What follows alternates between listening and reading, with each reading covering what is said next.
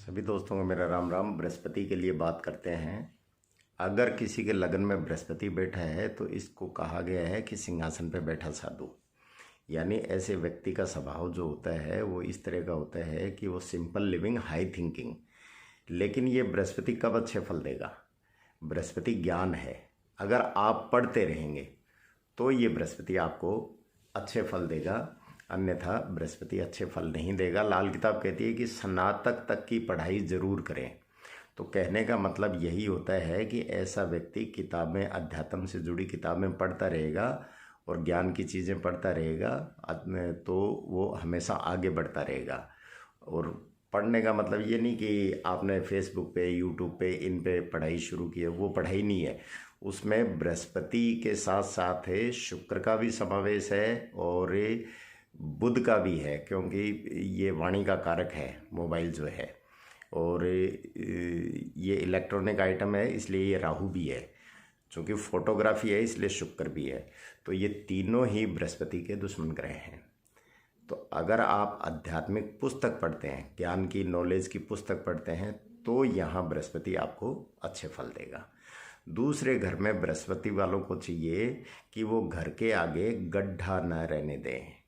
घर के आपके भले ही वो सड़क पे हो, भले गवर्नमेंट की सड़क हो, अगर घर के आगे गड्ढा है तो घर हमारा चौथा भाव है जो चंद्रमा से संचालित है। और गड्ढा यानी कि हमने छठे को एक्टिव कर दिया, क्योंकि छठा पाताल लोक है। तो गड्ढा खोद रहे हैं, कुआं खोद रहे हैं, तो वो एक तरह से हम पाताल को एक्टिव कर रहे हैं, जो बुध केतु से संचालित है। केतु चंद्रमा का दुश्मन है और बुध जो है वो बृहस्पति का दुश्मन है। इसलिए घर के आगे गड्ढा ना रहने दें और इसके साथ ही अपना बदन किसी को ना दिखाएं। इसमें स्पेशल प्रिकॉशन बताया गया है कि अपना बदन किसी को ना दिखाएं। यानी आप कहीं भी नदी में या तालाब में या स्विमिंग पूल में स्नान करते हैं तो भी आपको टी शर्ट पहन के नहाना चाहिए, क्योंकि ये चौथा भाव है हमारा। छाती जो है, ये बदन जो है चौथा भाव है और यहाँ चंद्रमा का वास है। और चौथे भाव में बृहस्पति होता है, उसका चंद्रमा उसका मित्र है। तो आप अगर चंद्रमा को कमज़ोर कर लोगे तो वो फिर बृहस्पति अपने फल न्यून कर देता है। ऐसे जातकों को चाहिए कि वो घर में भी नेकर पहनने के बजाय फुल पजामा पहने और बदन पे टी शर्ट रखें।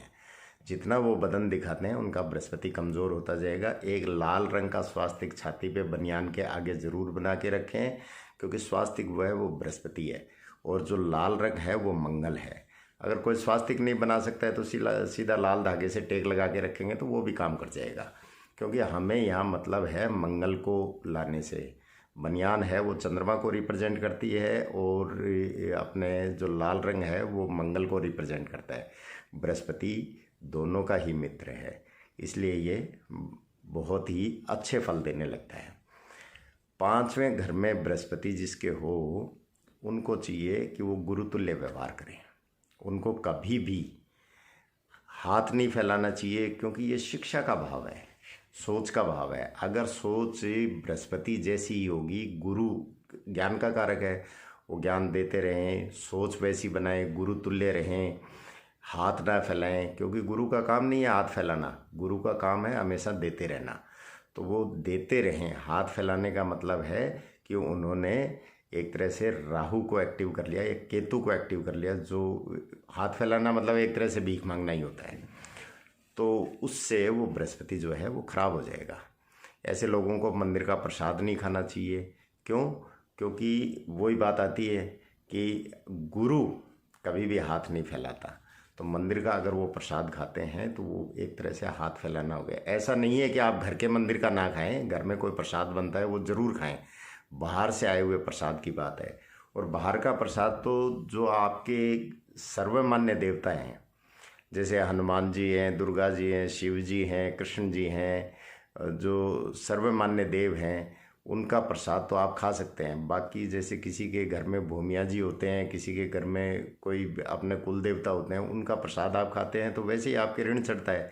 तो आपको कभी भी देने वाले का तो फर्ज बनता है कि वो हाथ आपकी तरफ करेगा कि भी ये प्रसाद है आप लें, लेकिन आप हाथ जोड़ के उनको मना कर दें, अन्यथा आपको वो ऋण आपको चुकाना पड़ता है। बहुत से लोगों के पितरों के भी प्रसाद बनते हैं, तो इसलिए उनका वो ऋण चढ़ जाता है, तो नहीं खाना चाहिए।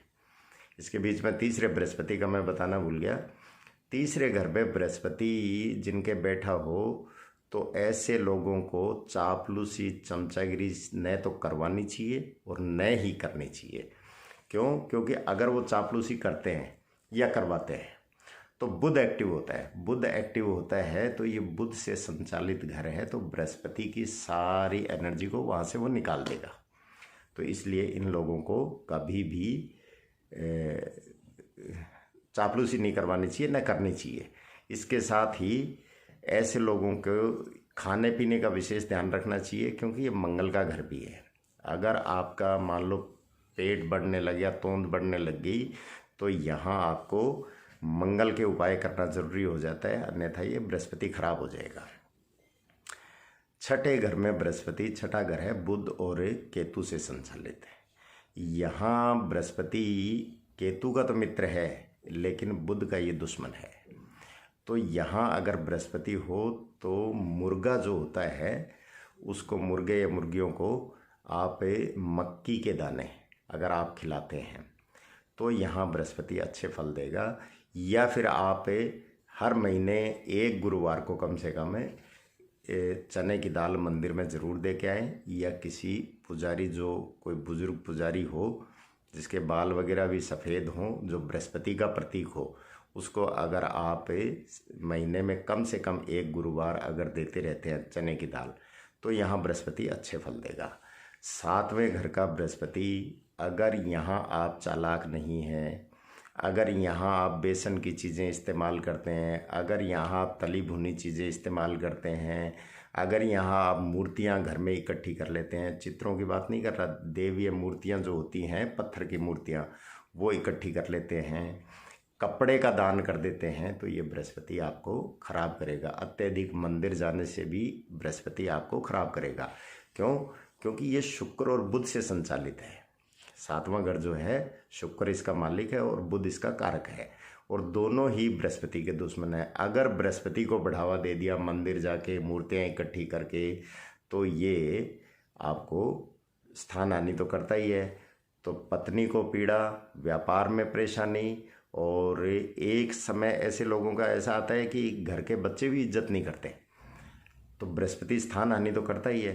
तो ऐसे लोगों को थोड़ा सा चालाकी से काम लेना चाहिए। जायज़ बातों को, जैसे पत्नी है तो उसकी जायज़ बातें माने, अत्यधिक पत्नी की नाजायज़ बातों को अगर मानना शुरू कर देते हैं तो भी यहाँ बृहस्पति खराब करेगा। कपड़ा दान करने का मतलब, कपड़ा जो है वो बुध का है, जो रॉ मटेरियल है वो बुध को रिप्रेजेंट करता है, क्योंकि वो धागे से बना है और बनने के बाद वो सौंदर्य प्रसाधन बन जाता है, पहनने के लायक है, तो इसलिए उसमें शुक्र का भी समावेश आता है। तो बुध और शुक्र का दान करने का मतलब, आपने बुध और शुक्र ऑलरेडी आपके कमज़ोर हैं, बृहस्पति उसके घर में कब्जा करके बैठा है, और आपने वो कपड़ा दान कर दिया, तो परफ्यूम या कपड़ा, ये चीज़ें शुक्र बुध की चीज़ें आपने दान कर दी, तो आपका बृहस्पति हावी हो जाएगा, जो इन सातवें घर से संबंधित चीज़ों को खराब कर देगा। इसलिए ऐसे लोगों को ये परहेज करते हुए चलना चाहिए। आठवें घर का बृहस्पति कहा गया है कि शमशान का ओगड़ कहते हैं इसको। ओगड़ इसलिए कहते हैं कि दाढ़ी वाले ये शमशान में बैठे पूजा करते हैं, क्योंकि बृहस्पति का प्रारूप है दाढ़ी बढ़ा के रखना, बाल बढ़ा के रखना, सफ़ेद दाढ़ी रखना, और आठवां घर है शमशान का है, इसलिए इसको शमशान का ओगड़ कहा गया है। ऐसे लोग बृहस्पति 8 वाले अगर चाहते हैं कि वो कोई सिद्धि ले लें, तो उनको सिद्धि नहीं मिलेगी कभी भी। हाँ, वो अगर किसी भी पूजा पाठ की सिद्धि को काम में लेते हैं प्रोफेशनली तरीके से, तो वो ज़रूर काम करेगी। क्यों प्रोफेशनली? इसलिए बताया है कि ये शनि का घर है, और शनि कर्मदाता है, तो उसको काम में लिया जाए सिद्धि को। ऐसा नहीं कि मैंने मोक्ष प्राप्ति के लिए सिद्धि करनी है या दुनिया का भला करने के लिए सिद्धि करनी है, तो वो सिद्धि उसको नहीं मिलेगी।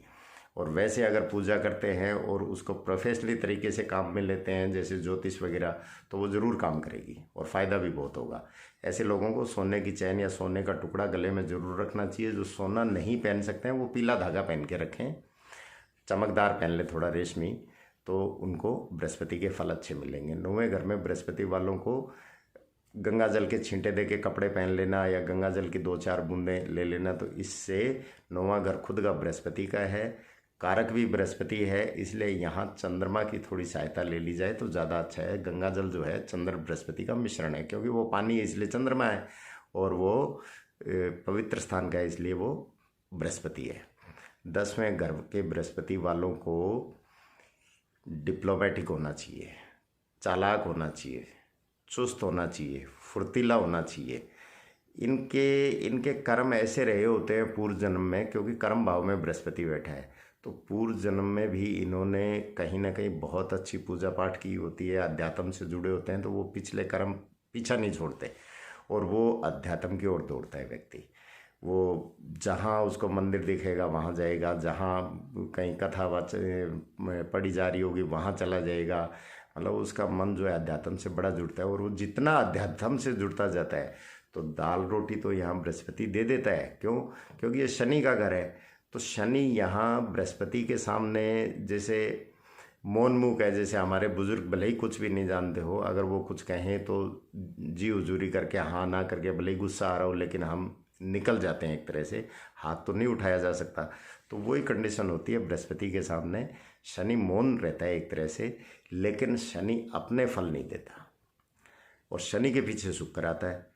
तो अगर यहाँ जितना आप कर्म प्रधान बनते हैं तो यहाँ बृहस्पति के फल अच्छे मिलेंगे। अगर आप धर्म को ही सब कुछ मान लिया तो यहाँ बृहस्पति दाल रोटी देगा, इसके अलावा कुछ नहीं देगा। क्योंकि शनि अपने फल बंद कर देगा, और शनि नहीं आएगा तो शुक्र भी नहीं आएगा, और बृहस्पति और शुक्र की तो वैसे ही दुश्मनी है। तो ऐसे लोगों को सहायता देने के लिए बताया गया है कि 43 तांबे के सिक्के जल प्रवाह कर देने चाहिए। यानी चौथे घर में, चौथा घर 10वें को देखता है, तो तांबा जो है वो मंगल को भी रिप्रेजेंट करता है और सूर्य को भी रिप्रेजेंट करता है, तो मंगल सूर्य की सहायता मिल जाती है। लेकिन इसको हल्दी से पीले करके अगर आप जल प्रवाह करें तो ये ज़्यादा फलदायी होगा, क्योंकि बृहस्पति का समावेश भी साथ में ले लें, जो चौथे घर में अपना प्रभाव लेके जाएगा और अपना ही प्रभाव 10वें घर में वो वहाँ से देगा। 11वें घर के बृहस्पति वालों को चाहिए कि उनको घर में बड़ा मंदिर नहीं रखना चाहिए, भाइयों से हमेशा बना के रखनी चाहिए, परिवार में हमेशा जुड़ के रहना चाहिए। अगर ऐसे लोग ऐसा नहीं करते हैं 11 बृहस्पति वाले, तो इनको नुकसान ही नुकसान होगा। इसमें तो लाल किताब में कहा गया है कि जब तक पिता होते हैं ऐसे व्यक्ति के, तब तक दुनिया साथ देती है और बाद में इनका कोई साथ नहीं देता। लेकिन यहाँ मंगल से अगर वो जुड़ के रहते हैं, भाई जो होते हैं वो मंगल होता है, परिवार है वो मंगल है, एक तरह से कुटुंब है हमारा, उससे अगर जुड़ के रहते हैं तो यहाँ बृहस्पति जो है वो कमज़ोर नहीं होगा। क्यों? क्योंकि 11वां घर शनि का घर है, बृहस्पति यहाँ कारक है, लेकिन यहाँ बृहस्पति राहु के गुण खराब करता है। तो राहु क्या है? राहु द्रुत गति से विचार वाला है, तो ऐसे लोग तपाक से कोई विचार इनके दिमाग में नहीं आता। ये एक तरह से इनको मंद बुद्धि भी कह सकते हैं हमें। इनका दिमाग इतना ही चलेगा जितनी इनको बुद्धि दे दी जाए, उतना वो हाँ हमें बताया रटा रटाया ज्ञान वो आगे निकाल देंगे कि भाई ये मंगवाया है, वहाँ से ये लेके आना है, ये मंगवाया, जितनी दूरी बताई जाए वहाँ जाके वो काम करके आ जाएंगे। तो इन लोगों को हमेशा मंगल को और सूर्य को हमेशा प्रसन्न रखना चाहिए, तो ये बृहस्पति यहाँ अच्छे फल देगा। क्योंकि तीनों मित्र ग्रह मिलके ही सहयोग कर सकते हैं। हाथ में तांबे का कड़ा पहनना, जेब में पीला रुमाल रखना इन लोगों के लिए शुभ फलदायी होगा। तीसरा घर जो है वो हमारा राइट हैंड है, और वहाँ तांबे का कड़ा यानी सूर्य और मंगल की वस्तु को आपने तीसरे घर में ले लिया। जो नवम पंचम योग बनता है 11वें घर को, वो देखता है तीसरा घर। तो यहाँ बृहस्पति को सहायता मिलेगी और बृहस्पति अच्छे फल देगा। 12 बृहस्पति वालों का एक ही काम, उनको लोगों को दुआएं देते रहेंगे, उतना ही फायदा है। भले ही उनको कोई गालियां दे दे, लेकिन फिर भी भाई कर भला हो भला, भगवान तेरा भला करे। अगर वो ऐसा करते हैं तो बृहस्पति 12 वाले हमेशा फलते फूलते रहेंगे।